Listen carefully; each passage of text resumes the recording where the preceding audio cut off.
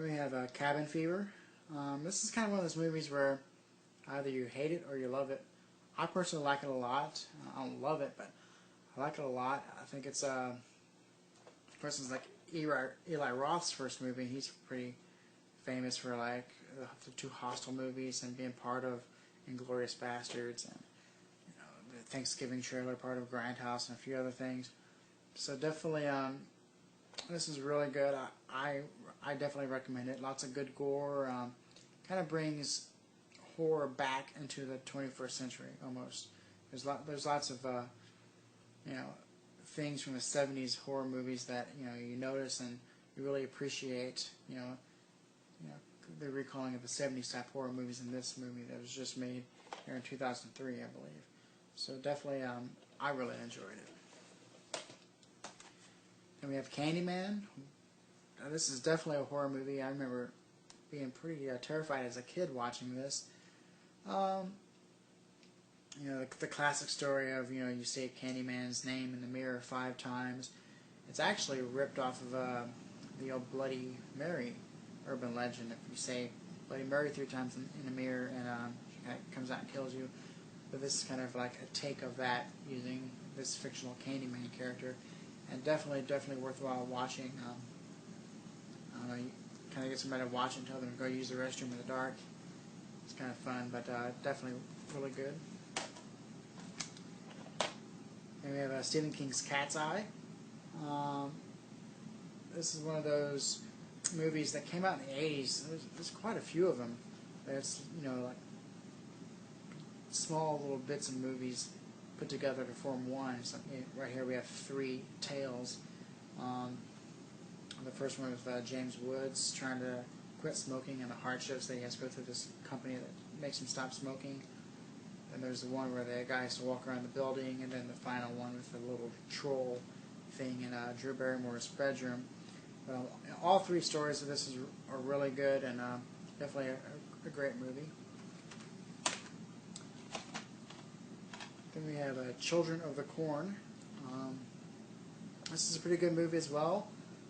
Definitely original. Yet again, another Stephen King movie. Not a Stephen King movie, but a movie based off his book. There's lots of movies based off his books, and this is a really good one. A little slow in parts, like I said before, but definitely worthwhile checking out. We have one of my personal favorites, a true classic. Looking back on it now, I can really see that it has not lost anything in the 20 years that's been out. But it's Child's Play. I rewatched this, and as a younger kid watching this, it's like that's a good movie.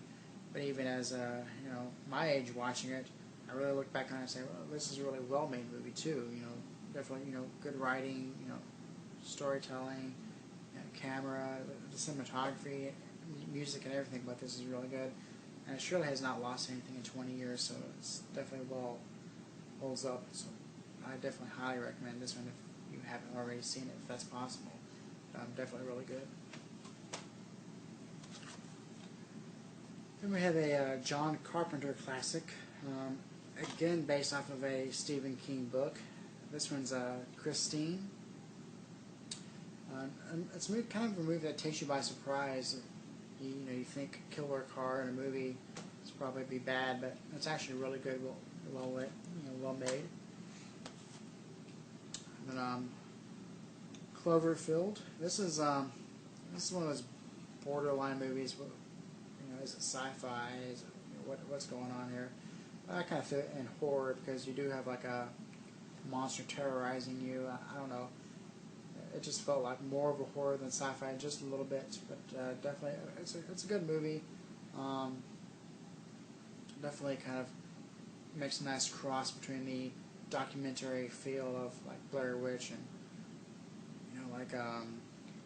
the Paranormal Activity type of documentary style. Crosses it with like a monster movie pretty well.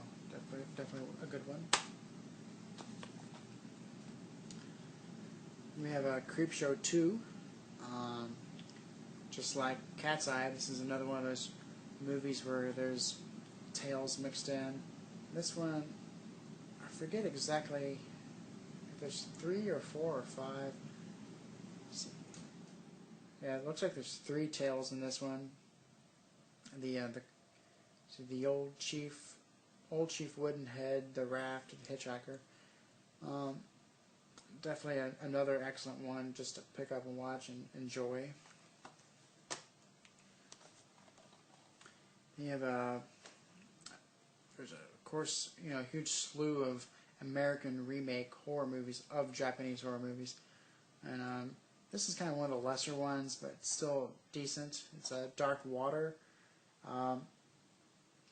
It's pretty good. I mean, it's just kind of all right. There's no real huge chills in it. It does have a nice tone throughout, good acting.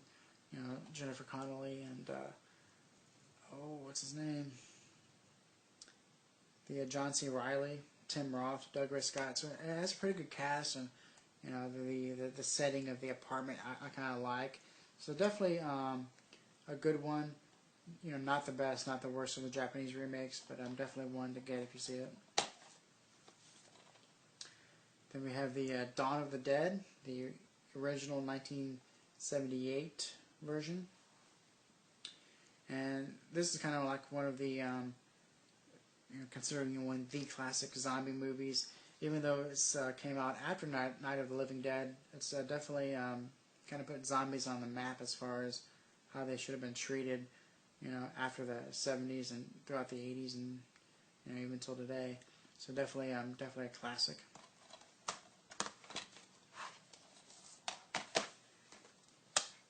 And you have its remake, Dawn of the Dead, which I think is an excellent remake. Of all the remakes of classic horror movies, I think this is one of the top ones, along with like Texas Chainsaw Massacre. I really like that one. Again, this kind of took the idea of Dawn of the Dead and kind of updated it to 30 years later, and a really, really excellent movie. It didn't go cheap on anything, and all the good gore is there and really well made. So comes highly recommended. And then what's called the goriest fright film of all time, another Peter Jackson horror movie from the late 80s, early 90s. This one, I believe it's the late 80s, or it's like 90, 91, 89 or something like that. But Dead Alive. And this is right up there as one of the goriest movies of all time. And I guess that's why I would consider it a horror movie, because it does have zombies and it does have a lot of gore. But it's also very funny. I mean, you take a look at the scene in the park with the baby, absolutely hilarious. But definitely a must-see for anybody who likes horror movies at all.